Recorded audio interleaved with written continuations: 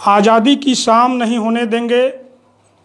वीरों की समाधियों को बदनाम नहीं होने देंगे। जब तक रगों में गरम लहू का एक भी बूंद बाकी है, चक्रवर्ती सम्राट महाराजा सुहेलदेव राजभर जी के अस्तित्व के बलिदान व सम्मान के नीलाम नहीं होने देंगे, नीलाम नहीं होने देंगे। 2002 में बनी पार्टी 18 साल बाद चक्रवर्ती सम्राट महाराजा सुहेलदेव राजभर जी के पदचिन्हों पर चलने वाली पार्टी माननीय ओम प्रकाश राजभर जी आज कहीं न कहीं विचारधारा से भटक गए हैं। आज मैं स्वजाति भाइयों, सभी संगठन, सभी दल के लोगों और सभी हिंदूवादी संगठनों से अपील करने के लिए मैं ब्रजेश राजभर हेल्पलाइन के तरफ से मैं अपना पक्ष रखने के लिए आया हूं। और आप लोगों से सुहेलदेव राजभर जी के अस्तित्व के सामने अगर कोई भी ऐसे आंच आएगी सम्मान में, तो हर राजभर समाज के एक एक व्यक्ति को खड़ा होकर के चक्रवर्ती सम्राट महाराजा सुहेलदेव राजभर जी के आन बान और शान की लड़ाई लड़ने के लिए जिस उद्देश्य से हम लोगों को एकत्रित किया गया, संगठित किया गया और इतिहास को खोद करके आज पटल पे रखा गया। साथियों, आज सैयद सलार मसूद गाजी जैसे अताताई ठग लुटेरे बेईमान के मजार पे चादर चढ़ा करके चुनावी उद्घोष किया जा रहा है, ओवैसी के नियत में, ओम प्रकाश राजभर जी के नियत में कहीं ना कहीं खोट है साथियों। और एकजुट होकर के, संगठित होकर के ऐसे नियतखोर विचारधाराहीन लोगों को सबक सिखाने की जरूरत है कि जो हमारे देश की संस्कृति और सभ्यता, देश की अस्मिता, हमारी माँ बहनों के, हमारे पूर्वजों के साथ इज्जत के साथ खिलवाड़ करने के नियत से हमारे हिंदुत्व के लिए, हमारे देश के, हमारे मंदिरों के खतरा बनकर के आए लुटेरे ठग बेईमान के मजार पे चादर चढ़ा करके उत्तर प्रदेश में मुख्यमंत्री बनने के राजनीतिक नियत से अगर कोई हमारे पूर्वज पे आंच आएगी तो पूरा राजभर समाज, पूरा देश, सभी देशवासियों से अपील है कि इनका बगावत, इनका विरोध करना होगा साथियों। क्योंकि आज हमें गर्व है कि ऐसे दिशा विहीन, ऐसे नियतखोर पार्टी से मैं स्वयं इस्तीफा दे दिया और इस्तीफा दे करके मैं खुद अपना रास्ता तय कर लिया साथियों। क्योंकि ऐसी नियतखोर पार्टी, कभी मैं भी उनका सराहनीय हुआ करता था, उनका सलाहकार हुआ करता था, उनके साथ कदम से कदम मिलान कर चलने का कस्में और वादे खाए थे। मैं ओम प्रकाश राजभर जी के विचारधारा पे आज पूछने के लिए लाइव आया हूं कि ओम प्रकाश राजभर जी और सुहेलदेव भारतीय समाज पार्टी के लोग जो 18-19 साल से चक्रवर्ती सम्राट महाराजा सुहेलदेव राजभर जी के पदचिन्हों पे चलने के लिए समाज को कस्में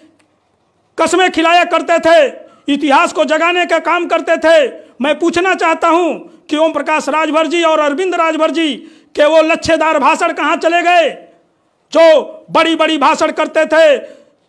चक्रवर्ती सम्राट महाराजा सुहेलदेव राजभर जी के जयंती और विजय दिवसों पे समाज के लोगों को इकट्ठा करके देशवासियों को संदेश दिया करते थे कि हमारे देश में 1000 साल पहले अताताई लुटेरा चक्रवर्ती सम्राट महाराजा सुहेलदेव राजभर जी ऐसे अताताई लुटेरे सैयद सलार मसूद गाजी को नानपारा के मैदान में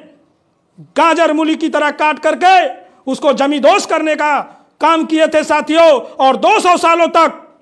हमारे देश के ऊपर, हमारे इतिहास के ऊपर, हमारी सभ्यता और संस्कृति के ऊपर किसी बेईमान को आंख उठाकर देखने की हिम्मत नहीं पड़ी। आज इतने लच्छेदार भाषण देने वाले लोग कैसे सैयद सलार मसूद गाजी जैसे अताताई लुटेरे के समर्थक हो गए। ओवैसी का साथ देना था, हम भी ओवैसी के समर्थक थे। हम लोग भी चाहते थे कि सब लोग अपने समाज का लड़ाई लड़ता है, अपने समाज के हक अधिकार की लड़ाई लड़ता था। मैं भी ओवैसी के समर्थन में बहुत नारे लगाए, लेकिन हमको ये मालूम नहीं था कि ये सैयद सलार मसूद गाजी का डीएनए है, उनका खून है, उनके पदचिन्हों पे चलने वाले लोग हैं। अगर हमारे देश के मुसलमान, राष्ट्रवादी मुसलमानों से हमको कोई परहेज, कोई गुरेज नहीं है। हमारे देश में अच्छे अच्छे मुसलमान हैं। अगर ओवैसी को आना था, यहां से चुनावी उद्घोष करना था, तो हमारे देश के ऐसे राष्ट्रवादी मुसलमान वीर अब्दुल हमीद, APJ अब्दुल कलाम साहब, रहीम रस खान, बिस्मिल्लाह खां, ऐसे महापुरुषों के भी मजार हमारे देश में हैं। क्या मैं ओवैसी और ओम प्रकाश राजभर जी से पूछना चाहता हूं, क्या APJ अब्दुल कलाम साहब को इतना बड़ा सम्मान, वो मिसाइल मैन, इतने बड़े वैज्ञानिक थे, क्या उनके मजार पे चादर चढ़ा करके भी राजनीतिक उद्घोष किया जा सकता था? लेकिन आज ऐसे अताताई लुटेरे के मजार पे चादर चढ़ाने की क्या जरूरत आन पड़ी है? कहीं न कहीं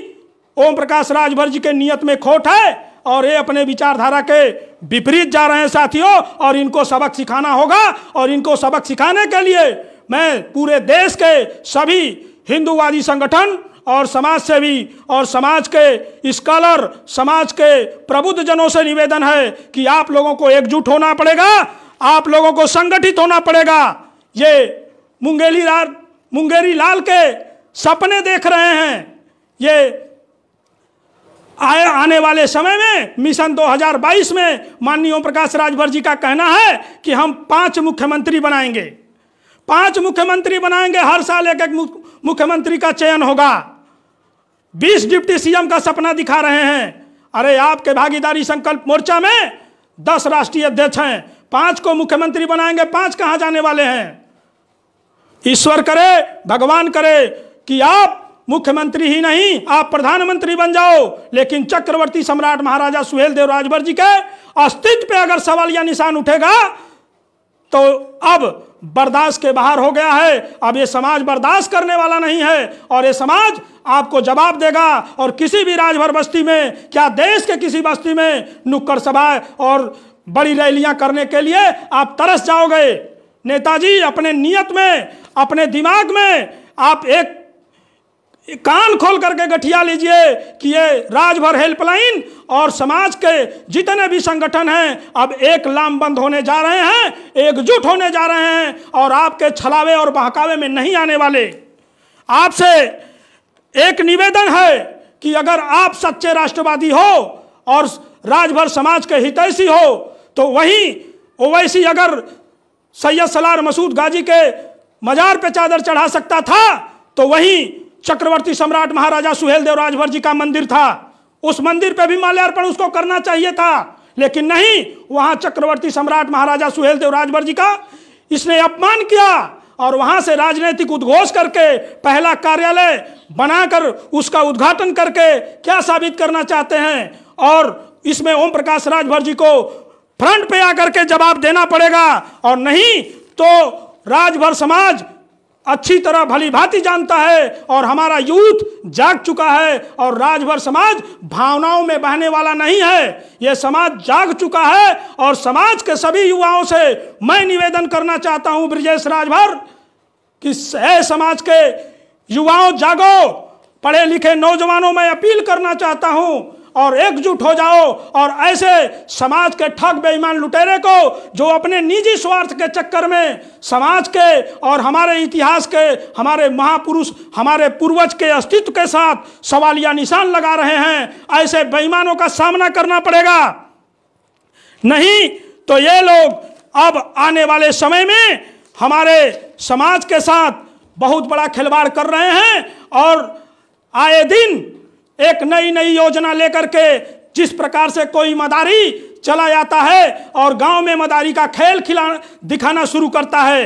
और ये मुख्यमंत्री डिप्टी CM का जो मदारियों का खेल, ये मुंगेरी लाल के सपने आप देखो, आपको सपना देखने का अधिकार है, हक है, लेकिन चक्रवर्ती सम्राट महाराजा सुहेलदेव राजभर जी के अस्तित्व पे अगर सवालिया निशान होगा तो ये राजभर समाज अब जाग चुका है, एकजुट है, लामबंद है और पढ़े लिखे लोगों की ये समाज है। और कुछ ना समझ, कुछ विद्वहीन, कुछ बुद्धिहीन जो टाइट भोजन वाले हैं आपके समर्थन में कुछ अनाप शनाप लिख रहे हैं, उनकी मजबूरी है। मैं अपने समर्थकों से निवेदन करना चाहता हूं कि आप ऐसे बुद्धिहीन दिशाहीन,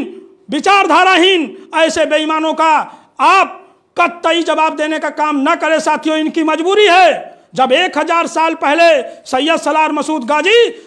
चक्रवर्ती सम्राट महाराजा सुहेल देव राजभर जी के सामने लड़ने के लिए आया था, तो उसकी सेना में कुछ ऐसे ही लतखोर और बेईमान उस समय हुआ करते थे। साथियों, मैं आपको बता देना चाहता हूं कि